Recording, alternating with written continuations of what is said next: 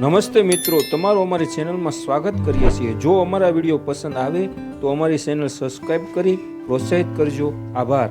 ચાલો મિત્રો, એક ખૂબ સરસ સ્ટોરીની શરૂઆત કરીએ। દોસ્તો, આપણે કાઠિયાવાડની એક ખમીરવંતી વાત કરવાની છે, એક ભરોસો અને એની તાકાતની વાત કરવાની છે, એક વચનના ખાતર પોતાનો જીવ આપીને પણ ભરોસો ટકાવી રાખવાની વાત અમર છે। ચાલો દોસ્તો, આપણે સ્ટોરીની શરૂઆત કરીએ।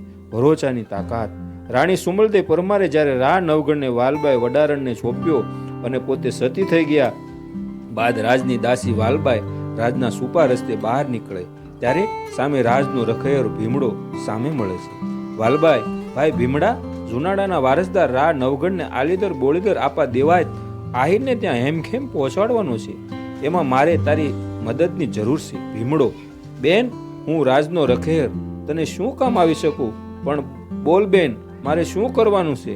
વાલબાઈ, હું રહી રાજની દાસી, મને બધા ઓળખી જાય એટલે તું આ તારા સુંડલામાં નવગણને સંતાડી ઉપરકોટમાંથી જુનાડાની બહાર કાઢી દે।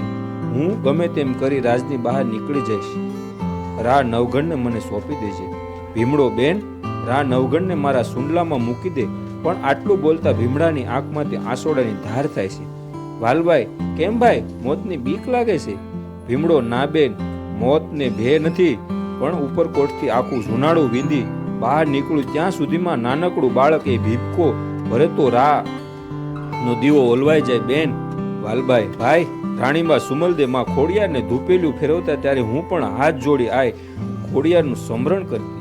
જુનાડાની બહાર નીકળ ત્યાં સુધીમાં રા નવગણને એક ભીપકો નહીં ભરે। મને ભરોસો છે આ ખોડિયાર ઉપર, એક ભીપકો ભર્યા વિના એક છેક આપા દેવાય બોદરના ઘર સુધી સુંડલાની અંદર રા નવગણને સૂતો રહ્યો।